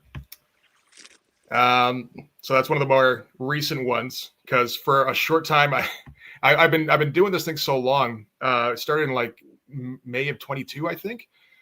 And nice. So and that was when I was first starting out the Image style again. So by the time I'm actually getting around to the Kickstarter, it's like, oh man, I don't know if I like the original cover anymore. Then I saw color. I'm like, yeah, no, actually I kind of like it fine. But I also remade it in the meantime with this variant here. So, and then we got can't beat that. Yeah, I do want to make some money on this thing. So, Yeah, I like it. I have a scantily clad some boobs character out there. Yeah, I got a scantily clad character. I'm kind of an idiot if I don't use them, right? So there's that. Oh, there's all the assets. That's awesome. And we got the 4th variant there, which was contributed by Mike McMahon. Nice. That's hold on a second. Yeah, blood. Yeah, Black. Blood Strike. Yes, number 21. I think it was off of. Yeah, Carl Allstate. Like Sean was saying. Yeah, the original cover by Carl Allstate. Yeah, that's a homage to. I've held that, and it was funny. The original art came up. Yeah, it came up. My memories from New York Comic Con like 7 years ago of us just fucking around with it. So that's cool. I love that. That's great. Yeah, that's cool. I like that a lot. Shout out to Mike. Yeah, that should. Sheldon says the green-haired gal has great boobs. Just a nice lady. Exactly. She's got a great personality too. Yeah, that's the most important thing. R. Lund says 4th variant for the win. I like that. And shout out to R. Lund. Good to see you here. All right. So, what's the book about? Well, I mean, I kind of came up with a basic plot for it, which was just we've got an alien race that's being pursued by another alien race. So the ones that are being pursued, they're seeking refuge on Earth. and they're kind of in negotiations with the Earth government to try and get sanctuary. In the meantime, the U.S. government is offering to, kind of house the delegate who's arguing for the good aliens, if we're going to be simple about it, because why not? And providing her with a security force / strike team, because every good delegate needs one of those. And so it's, just kind of really an excuse to draw awesome pages, or at least it was at first. It is turning into a decent story, actually, which I was kind of surprised to find I could do. Nice. And I think it comes across pretty funny. I've had some good feedback on that anyway. And naturally the art has been growing like page after page. Here, let's see if we can. Here, let's take one of the good ones up. Yeah. Yeah. So it's been interesting going through the phases of I don't know. It's been kind of evolving very rapidly, because it started with kind of a Jim Lee / Rob Liefeld bent, because those were those are the biggest names, really. So that's the stuff that I want to make fun of sometimes, really, and try and copy, because it's fun to draw that way. And then started rereading more of the old Image comics, started incorporating a lot of Platt, because once you take a good look at it, you got to try and emulate some of that, right? Try to do just everything that is everything that I've been enjoying. I've been trying to incorporate at least a little bit, so it's been growing an awful lot over the last couple of years. No, that's awesome. Well, great. Sheldon in the chat said, "Are you releasing all these issues at once or going individually?" And he also said that the pages that he's read were cracking him up. Awesome. Yeah, I know Sheldon. So these are just variant covers for issue 1. The other issues, we're going to see how the Kickstarter for issue 1 does. This is my first Kickstarter, so I'm going to try it as a single release first. If that doesn't work, we'll see from there. I might just end up holding off until I've got the end of the story arc, and then try and release it as a graphic novel, because I could, we're getting close to the end of that too anyway, so I could do that. But I would like to try and release this as a single issue. Awesome. Is there a do you have a current campaign, or is this coming up, or is there a place where people can grab this? Yeah, it's on the pre-launch page is up. So if you want to go on Kickstarter and just search up Blood Force, you'll find it that way. Although I can also provide a link at some point. Yeah, I would say if you got a link, drop it in the private chat, and I'll bring up the Kickstarter real quick so everybody can see that. Let's see. Black Spiders, he asked a question. He said, "Did you play the Todd Speak?" He did one yesterday too. I haven't seen it. Sean, have you watched it yet? I watched the first 2 minutes. I still got to finish it. Okay. If there's anything like interesting conversation wise, maybe we'll do that. Maybe we'll do that next week. I don't know. We'll see. But I just Sean shared this one with me specifically because it had the AI stuff in it, and that's things we talk about all the time, and I really like that, and we're like, let's talk about it, because I think that's a great conversation piece for that. So I'll check out Todd's and I'll see what's up. If there's anything to talk about, we'll bring it up here. So let's take a look at this Kickstarter. There we go. Oh yeah, I can get the boobs out there front. Of course, I like that. You got to try and get the randoms, right? That's what you got to do. Yeah. This is very Adam Hughes-ish with just her pose and her face. Very beautiful. This is very talented. Very talented. There you go. There you go, Sheldon. All these lazy mods with no inks. Yeah, we're the mods. Rick Saylor's not in here, and all of a sudden no links are being dropped. Come on, guys. You're better than that. John is shaming you. John, you know what's going to happen? I'm going to make you a mod now. So now you got to put your money. Oh, there you go. Where your mouth is. So there you go. Oops. Let me change that. Mod. Remove that. I can make you a standard one. Sorry. There we go. There you go. Now you can shame people. Yep. Too late. Sorry. Send me a super chat and I'll take your mod wrench away. Okay. Where's this at? Blood Force number 1. Here's the sign up sheet, everybody. I want to see a mod. Drop that in the link. Don't make me do it. Because I'll do it, then I'll be mad at everybody. But go sign up for this. Notify you. Kickstarter. I'm not too familiar with Kickstarter a lot with this. Where's the actual sign up? Well, I think at the top there, you can do a notify me on launch. Just right here. Okay. Yeah. Okay, so that's where you guys would go. Follow the link. Chat mods. Anybody? John, our newest mod. I'm looking at you. There, see, there he goes. Good man. There's the man right there. That's why he's number one in the chat right now, people. Right there. We'll give you half of Kayla's number for that. We'll give you 4 numbers, and they might not be in order. You still have to figure that out. But we'll do what we can. Follow that link, everybody. Hit the notify me on launch if this is something you're interested in. Go check it out. Sheldon Martin has given his seal of approval, also dropping a link in there as well. So definitely check that out. If I get to ask questions for Todd, I'll ask him to do a Rob Liefeld voice. Oh, now that would be hilarious. Yeah, because Black Spiders is there. He was saying he got cut off in the Jim Lee line. He got canceled the other day. Because they ended the line right before him because Jim Lee took off. He was not very happy about that. Not very happy. A link per number. Eventually, I get the decoder ring. No, okay. So the decoder ring. It has to be a super chat per number in no particular order. Yeah, but it's got to be a good super chat. But yeah, 500s in like increments. Exactly. Like, we're ruining a friendship. Right. Yeah, because she would not talk to us afterwards. You got to understand that. Yeah. So if we're gonna sever that friendship, it's got to be for the buck, for the good amount of money, right? You know, because we can be bought, is what I'm saying. I just want to put that out there. We can absolutely be bought. Rick Saylor, member of the channel, is in the house. Great to see you, brother. Where is your video? Let's go. The common thread in all of my failed schemes is human stupidity. People are just too stupid to accept me as their leader. No, that is true. Now, I do have to say, Rick is the guy that we're all trying to catch up at. He's got 10 victories. All right. John is number 1 right now. Probably going to end number 1. Don't let Rick jump in here and get his 11th victory. This is the guy you guys want to beat. And I love Rick. I love him like a brother. All right. I'd be extremely happy if he won, but I don't want him to run away with this thing. I want this to be a competition.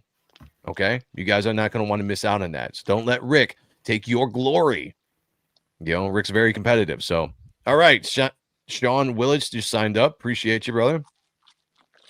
Sorry I was late. I had an important phone call I didn't want to have. Oh, man. Well, I hope everything's good on that end. We'll talk more about that, I'm sure, later. All right. Before we get out of here, we do have... Where the fuck did it go? There it is. Creators on here as well. Sean is the man with a book called Type 1 that you guys know. We're almost to $10,000 on Indiegogo. I would like to see this thing get to 10,000 before it's fulfilled, or before the fulfillment process starts. Sean, take it away. Yeah, so Dan informed me that he will have the rest of the pages colored by the end of the month. So I'm excited about that. We're one step closer to going to print. I'm tightening up the script as we speak. So I would love to have it in people's hands starting the end of the year, which I think we can do. But we're getting there. You know my spiel. You know what I'm about. You love me. Share it out. Back Type 1. Hell yes. So John hasn't been on here in a while. He said, did Joe ever finish his cover for Type 1? I did. And it's right here. This is it, John. What do you think? This is the first time seeing it. Drawn by me, inked by Marlo Aquiza, and colored by Dan Kemp. Beautiful cover. This is probably my favorite cover I've done, hands down, of all the covers that I've done. And that's no shade to anybody else who I've done cover work for. I've enjoyed everything I've done. But this was special to me, right? Because this is Sean's book. He's my brother.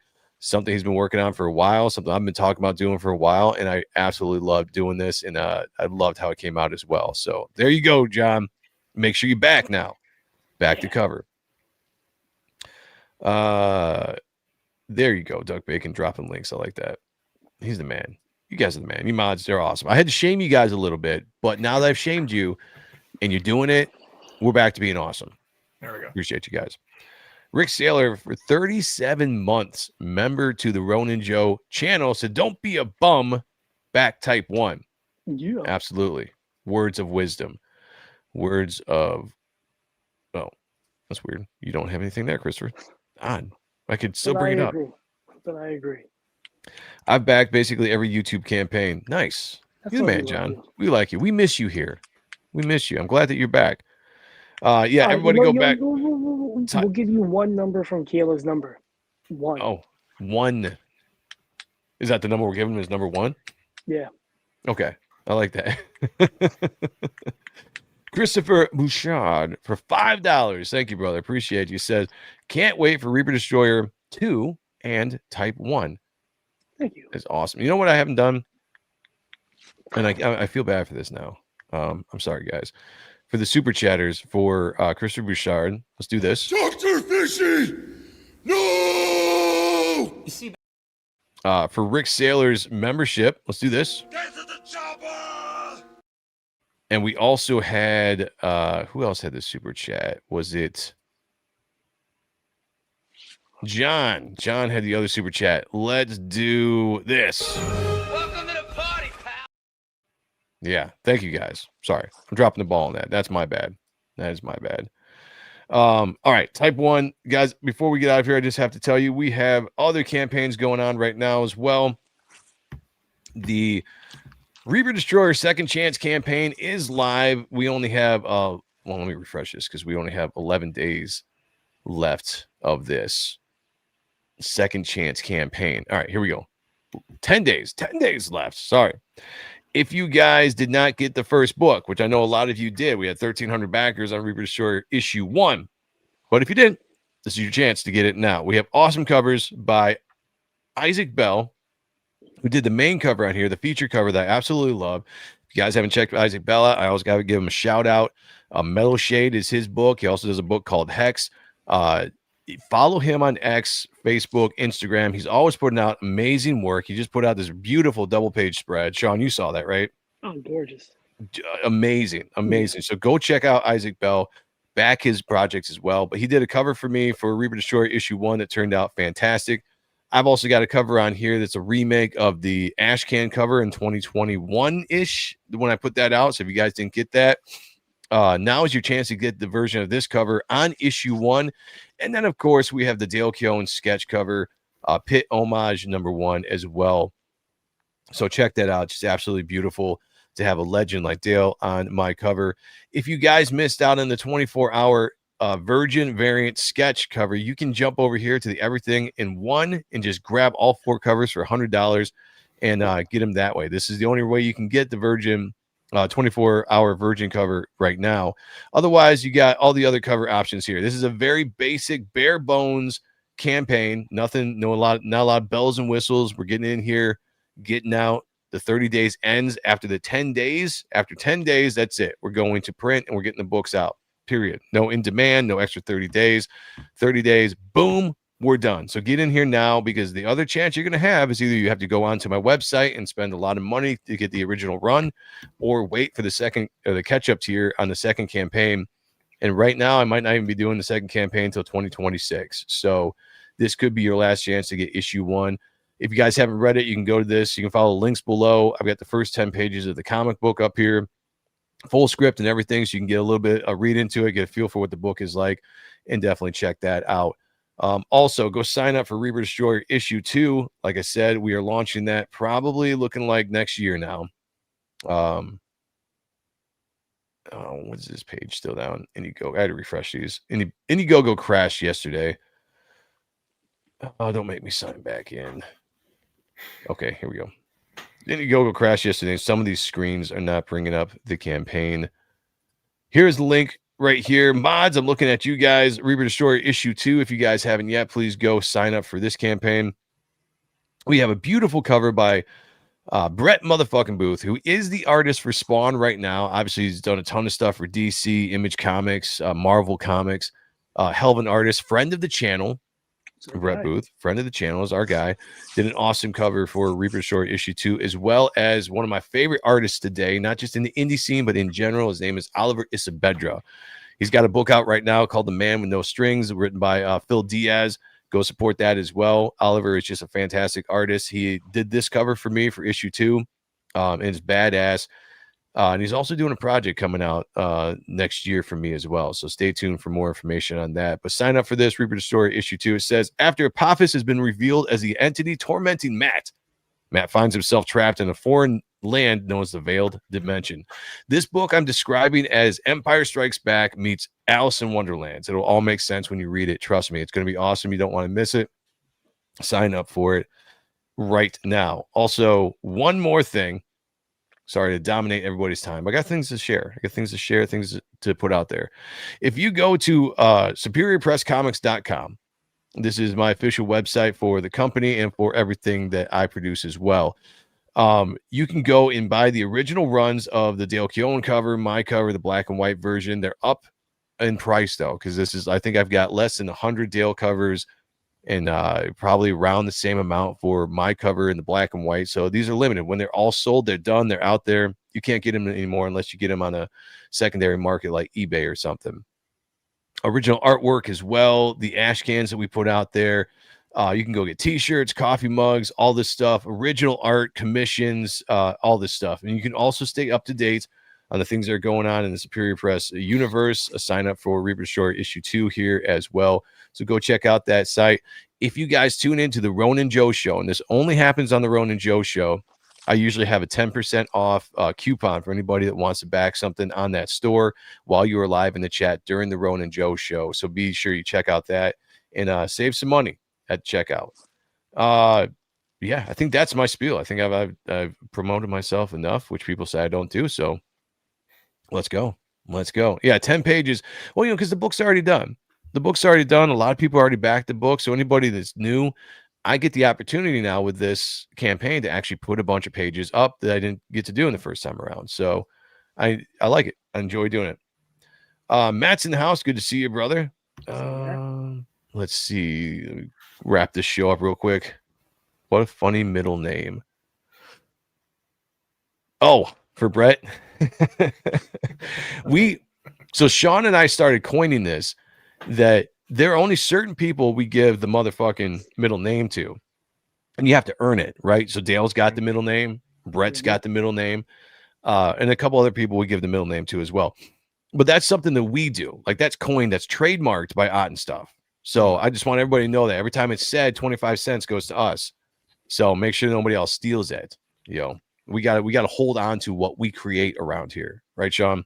I'm with it. Oh, KO Joe's in the house from Raleigh, North Carolina. Good to see you, man. Thank you for jumping in here. Definitely go back and watch the rest of the show. Great discussion tonight. Mitch, thanks for coming on. Definitely added a lot to the conversation as well. Everybody go check out his book. Links were being dropped in here by our beautiful mods. Blood Force by Sheldon Martin's dropping in. I see John doing it as well. You guys are doing a fantastic job. Oh, my Lord. I just looked at the top fans. John fell to number 2. Christopher Bouchard just took the number 1 spot.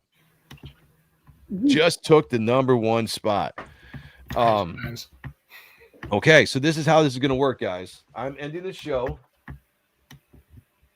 and by the time I hit the outro, whoever's number 1 is who it's going to be. So, John, you can win that back here in 2 seconds if you want to. You know how to do it. If not, shout out to Christopher Bouchard for getting his first or second victory. I think it's his second victory in the total. All right, here we go. Oh no. Top fans hath exchanged hands. I know. See, that's what's exciting about this stuff, guys. Like, you got to be on it. You got to be on it to the very end of the show. You can carry number 1, and all of a sudden at the end of the show, you fall into number 2, and that's the person that wins. So, my dreams are shattered. Type away. Do what you can do. All right. Mitch, thanks for coming on, man. Is there any place you want to advertise where you're going to be at, where people can follow you, all that good stuff before we get out of here? For sure. I mean, you can find my channel on YouTube. The address is at Team Blood Force. I do live streams and I do flip throughs on comics, usually like 3 times a week. I also posting on Twitter, X, whichever you want to call it, and on Instagram, most days anyway. Nice. Sean? I'm around. Sorry, my earbuds keep dying out, so I'm trying to switch them out. Oh, no worries, brother. No worries. Sheldon Martin does say that the finish line for getting that number 1 spot is when I say picture me naked. That's a good, I think I'll put that in there. So right now we're going to go with Christopher Bouchard, who is definitely trying to salt it away, or he's definitely trying to put the stamp on his victory. Oh, $2 from Christopher Bouchard says, have a happy Friday. Thank you, brother. Appreciate you. All right. So I think that's going to be it. Guys, you definitely want to get in on this, though. 12 weeks left, lots of shows to get on board. There's going to be really, really awesome prizes that are given away to the winner, and that's just our trying to give back to everybody that supports us on this channel. So I want everybody to have a chance to be a part of that. Don't let Rick take it because he's running away with it. So shout out to Christopher Bouchard, shout out to John. Good to see you guys. Some of the names we haven't seen in a while in the chat. Always good to see you all. Possibly I'll be back here Sunday for the Ronan Joe show. If not, just keep track. We're going to stream when we can. We're really busy. We're doing our best to get back on track, but it is what it is. So until then, I'll just say this to everybody out there. Be good to each other. Take care of one another. And picture me naked. Talk to y'all later. Peace.